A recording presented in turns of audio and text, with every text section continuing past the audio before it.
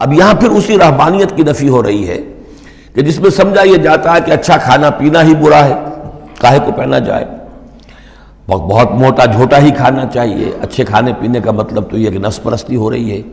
اچھا پہننا جو ہے کیا ضروری ہے، موٹا جھوٹا پہن کے گزارا ہو جائے گا۔ اس معاملے میں سمجھ لیجئے کہ دو حالات میں صورت مختلف ہو جاتی ہے۔ اگر تو دین اللہ کا مغلوب ہے تو پہلا فرض آپ کا یہ ہے کہ اللہ کے دین کے غلبے کی جد و جہد کریں، بیشتر وقت بیشتر صلاحیتیں اس میں لگائیں۔ ظاہر بات ہے اچھا کھا ہی نہیں سکتے، اچھا پہن ہی نہیں سکتے، یہ اس کا منطقی نتیجہ ہو جائے گا۔ یہ اس لیے نہیں کہ رہبانیت کی وجہ سے نہیں کر رہے، اس وجہ سے کہ ممکن ہی نہیں۔ آپ اپنے اسی وقت کو لگائیں گے زیادہ کمائی کے لیے، محنت کریں گے دنیا کے لیے، زیادہ کمائیں گے تو اچھا کھائیں گے، اچھا پہنیں گے۔ آپ نے تو اپنا وقت جو ہے وہ لگا دیا ہے اللہ کے دین کے لیے۔ اگر لگائیں گے نہیں تو دین غالب کیسے ہو جائے گا؟ خود بخود تو نہیں ہوگا، آسمان سے تو نہیں ٹپک پڑے گا دین، اللہ فرشتے تو نہیں بھیجے گا دین غالب کرنے کے لیے، غالب تو آپ کو کرنا ہے۔ لہذا اس صورت میں تو نیچرل یہ ہو جاتا ہے کہ پھر کم سے کم کرو، کم سے کم کرو، کم سے کم کرو، اپنے معیار زندگی کو اور نیچے لاؤ، اور نیچے لاؤ، اور نیچے لاؤ، تاکہ زیادہ سے زیادہ وقت، زیادہ سے زیادہ اپنی صلاحیتیں، زیادہ سے زیادہ اوقات، زیادہ سے زیادہ اپنے وسائل کو آپ فارغ کر سکیں اللہ کے دین کے لیے۔ لیکن اس حالت میں یہ جو ہوتا ہے یہ کسی رہبانیت کی وجہ سے نہیں ہے، جیسے کہ صحابہ کرام نے سختیاں جھیلی، بھوک برداشت کی، گھر بار چھوڑے، لیکن وہ کسی رہبانیت کے نظریے کے تحت نہیں تھے۔ وہ ایک مثبت جہادی نظریہ ہے، جد و جہد، انقلابی جد و جہد۔ اور اس انقلابی جد و جہد میں تو دنیا میں جو بھی کوئی آئی ہے پارٹی، ریولوشنری پارٹی، اسے یہ سختیاں جھیلنی پڑی ہیں، چاہے وہ کمیونسٹ ہو یا کوئی اور ہو۔ انقلاب تو اس کے بغیر آتا ہی نہیں ہے۔ البتہ اگر دین غالب ہو گیا، قائم ہے، اب گویا کہ جو ریاست ہے، اسلامی ریاست ہے، نظام خلافت ہے، اب آگے دین کو پھیلانا اور عام کرنا اور مزید اس کے غلبے کی جد و جہد کی توسیع جو ہے یہ ریاست کے ذمہ آ گئی۔ ریاست جو بھی اپنے شہریوں کے اوپر اس کے لیے بوجھ ڈالتی ہے، جو ٹیکس ڈالتی ہے، یا جو بھی والنٹیئرز مانگتی ہے، یہ لڑائی جو ہے ڈرافٹنگ کرتی ہے، بہت ٹھیک ہے، اس کے مطابق اگر اسے چاہیے 10,000 آدمی نکل آئے، باقی کی طرف سے یہ فرض کفایہ ادا ہو گیا۔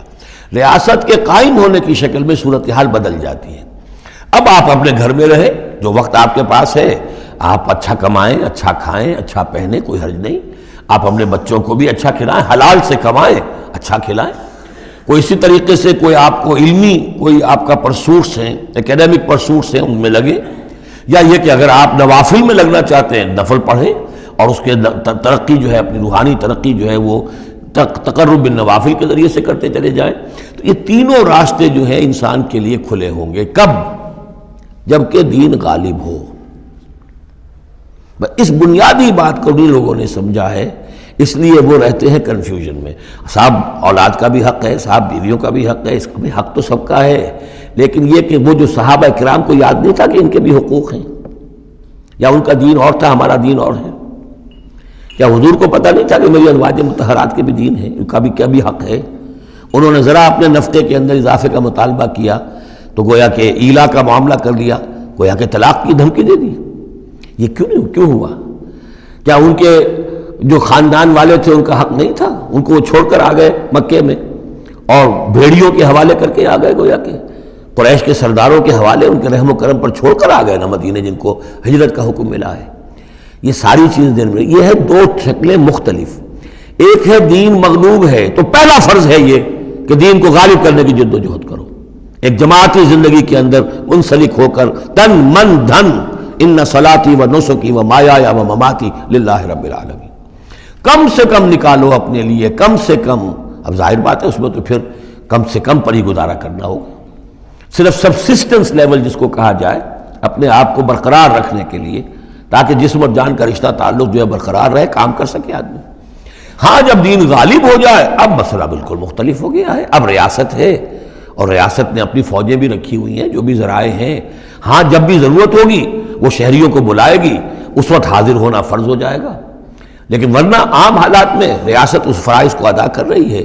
مزید توسیع دعوت دین کی اور غلبہ دین کی وہ ریاست کے ذمہ ہے، اسلامی ریاست ہے، نظام خلافت ہے۔ اب آپ جو ہے انڈیویجولز کی حیثیت سے اپنے کاروبار میں لگ جائیں، یا کوئی شخص اپنی روحانی ترقی میں لگ جائے، کوئی شخص یہ کہ دولت زیادہ سے زیادہ کمائے اور وہ اس کو ثواب کے کاموں میں صرف کرے، کوئی شخص جو ہے کسی سائنس میں کسی اور شعبے میں اسے علمی دلچسپی ہو جائے، تحقیق کے کاموں میں، سارے راستے کھلے ہوں گے۔ اس صورت میں اچھا کھانا، اچھا پہننا کوئی حرام شے نہیں، تو جبکہ رہبانیت اس حالت میں بھی اس کے لیے کوئی گنجائش نہیں چھوڑتی، تو یہاں اس کی نفی کی جا رہی اس رہبانیت کے نظریے کی۔ قل من حرم زینت اللہ التی اخرج لعبادہ، کہیے ان سے پوچھئے کس نے حرام کی ہے وہ زینت جو اللہ نے نکالی ہے اپنے بندوں کے لیے، والطیبات من الرزق، اور کس نے حرام کیے ہیں پاکیزہ کھانے کی چیزیں۔ قل ہی للذین آمنوا فی الحیات الدنیا، کہہ دیجئے یہ تمام چیزیں دنیا کی زندگی میں بھی اللہ تعالیٰ نے تو اہل ایمان ہی کے لیے بنائی ہیں، خالصۃ یوم القیامہ، ہاں دنیا میں وہ کفار کو بھی دے رہا ہے، تم بھی کھا پی لو برت لو یہاں پہ جو کچھ کرنا ہے، اس لیے کہ آخرت میں تمہارا کوئی حصہ نہیں ہے، البتہ آخرت میں جا کر یہ تمام اچھی چیزیں خالصتاً یوم القیامہ، قیامت کے دن تو یہ خالصتاً جو ہے اللہ کے اہل ایمان بندوں کے لیے ہو جائیں گی، پھر کافر کو کوئی شے نہیں ملے گی۔ کذالک نفصل الآیات، اس طرح ہم اپنی آیات کی وضاحت کرتے ہیں، لقوم یعلمون، ان لوگوں کے لیے جو علم رکھتے ہو یا جو علم حقیقی حاصل کرنا چاہیں۔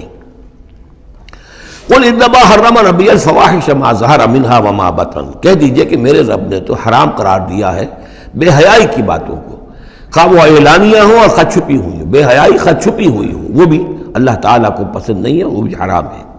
والاسم، اور گناہ کو حرام کیا ہے، والبغی، اور ناحق زیادتی کرنا کسی دوسرے پر بغیر الحق، وان تشرکوا باللہ ما لم ينزل بہ سلطانہ، اور اس کو حرام ٹھہرایا ہے کہ تم اللہ کے ساتھ شریک ٹھہراؤ کسی ایسی چیز کو جس کے لیے اس نے کوئی سند نہیں اتاری ہے، وان تقولوا علی اللہ ما لا تعلمون، اور حرام قرار دیا اس بات کو کہ تم اللہ کی طرف منسوب کرو وہ چیزیں کہ جو تم نہیں جانتے، جس کے لیے تمہارے پاس کوئی علم نہیں ہے۔